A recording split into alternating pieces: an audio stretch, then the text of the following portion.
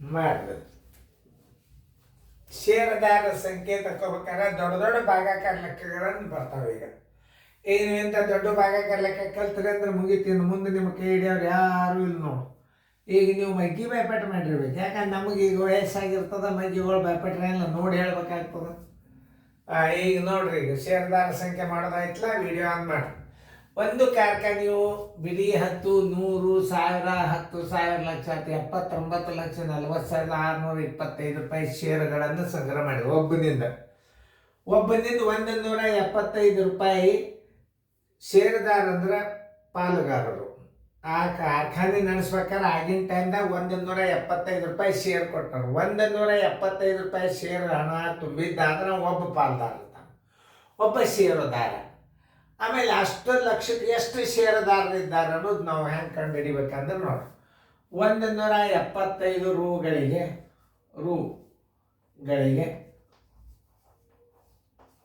ಒಬ್ಬ ಪಾಲುಗಾರ ಅಥವಾ ಒಬ್ಬ ಷೇರುದಾರ.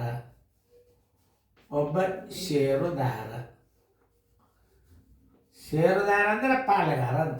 ಎಷ್ಟದ ದುಡ್ಡ? 7,940,625 ರೂಗಳಿಗೆ ಬರೋಬ್ಬರಿ ಎಷ್ಟು ಷೇರುದಾರರು? ಸ್ವಲ್ಪ ದೊಡ್ಡ ದೂರ ಇಟ್ಕೋಬೇಕು, ಭಾಗಾಕಾರ ದೊಡ್ಡ ಬರ್ತಾವ. 70, 79, 40, 625 ಕುಂಡ್ಲೆ 1. ಒಬ್ಬ ಎಷ್ಟು ಹಾಕ್ಯಾನ? 175 ಹಾಕ್ಯಾನ. ಎಷ್ಟು ಸರಳ ಅದು. ಇಂಥವೆಲ್ಲ ಸರಳ ಇರ್ತಾವೆ.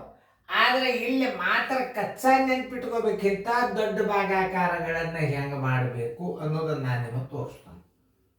ಯಾಕೆ ಹಿಂಗೆ ಕಚ್ಚಾ ಇಟ್ಕೋತಾರೆ ಸರ್ ಅಂದರೆ ಇಂಥ ದೊಡ್ಡ ಭಾಗಾಕಾರ ನಾವು ಹೆಂಗೆ ತೆಗಿಬೇಕು ಅದನ್ನು ನೀವು ತಿಳ್ಕೊಬೇಕು.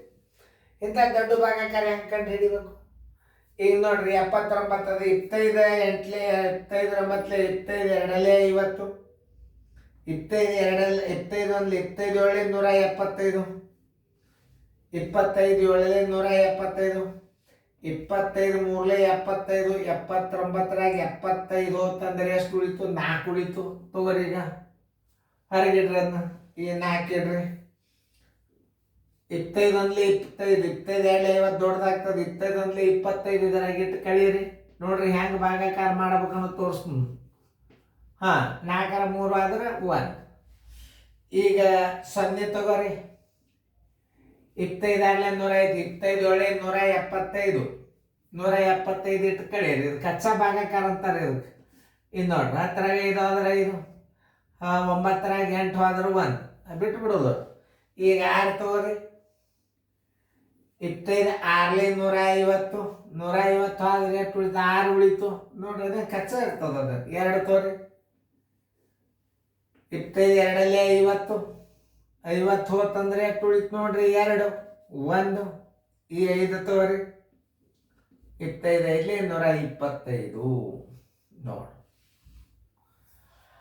ಆಮೇಲೆ ಇದು 7ರಲ್ಲೇ ಭಾಗ ಹೋಗ್ತದಿಲ್ಲ ಅಂತ ತಿಳ್ಕೊಬೇಕಾದ್ರೆ ಇದಕ್ಕೊಂದು ಸರಳ ರೀತಿ ತೋರಿಸ್ತದೆ. 7ರಲ್ಲಿ ಹೋಗ್ತದೆ. ಭಾಗಿಸಿ ನೋಡ್ರಿ, ಹೋಗಂಗೆ ಇಟ್ಟಿರ್ತಾರೆ. ಆದರೂ ಒಂದು ನಾನು ನಿಮಗೆ ತೋರಿಸ್ತಾನಂತ. ಹೆಂಗೆ ಅದ ಲಾಸ್ಟಿಗೆ ತೋರಿಸ್ತಾನಂತ ನಿಮಗೆ ನೋಡ್ರಿ. 7 1 7 4 28 ನೋಡಿ. 31ರೊಳಗೆ 28 ಕಳೀರಿ, 3 ಉಳಿತು. ಆಮೇಲೆ ಈಗ 7 ತಗೋರಿ. 7 5 35, 7 5 35 2 ಉಳಿತು. ಆಮೇಲೆ 6 ತಗೋರಿ. 7 3 21, 7 3 21 5 ಉಳಿತು. 2 ತಗೋರಿ. 7 7 49, 49 ಹೊತ್ತಂದ್ರೆ 3 ಉಳಿತು. ಮುಂದೆ 5 ತಗೋರಿ. 7 5 35 ಬರೋಬರಿ. ಷೇರುದಾರರ ಸಂಖ್ಯೆ 45, 37 5 ಅಂದ್ರೆ 45,375. ಆಮೇಲೆ ಇನ್ನೊಂದು 31 76 25 7ರಲ್ಲೇ ಭಾಗ ಹೋಗ್ತದಲ್ಲಿ ಹೆಂಗೆ ತೋರಿಸ್ತು ನೋಡ್ರಿ. 31 76 25 ಇದು 7ರಲ್ಲೇ ಭಾಗ ಹೋಗ್ತದಿಲ್ಲ. ಸ್ವಲ್ಪ ಜಸ್ಟ್ ಹೋಗುವೆ ಇಟ್ಟಿರ್ತಾನೆ, ಸುಮ್ಮ ಒಂದು ಕ್ಲೀವ್ ಗುರ್ತಿರ್ಲ ಅಂತ. ಕಡೆ ಅಂಕಿ 2, ಕಡೆ ಅಂಕಿ 2ರಷ್ಟು ಇದ್ರಾಗ ಕಳೀರಿ.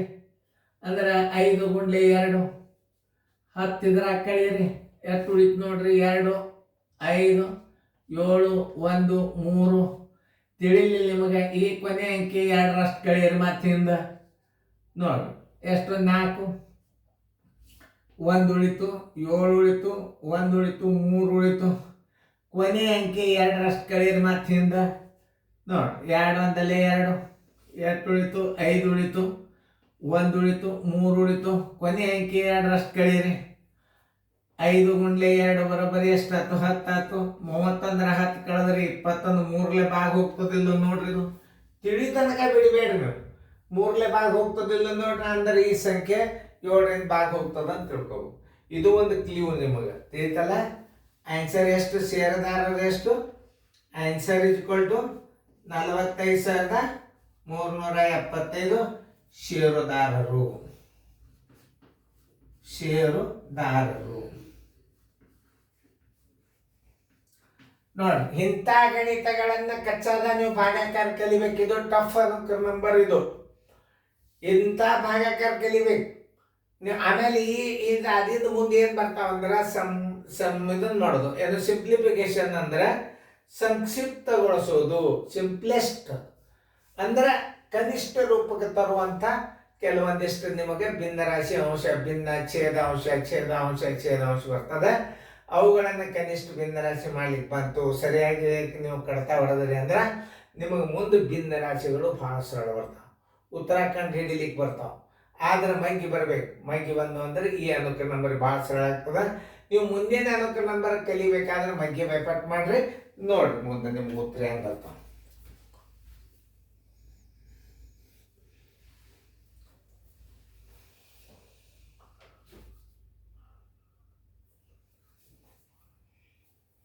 ಉತ್ತರ ಕರೆಕ್ಟ್ ಅದ ಹಾಕೊಡ್ರಿ.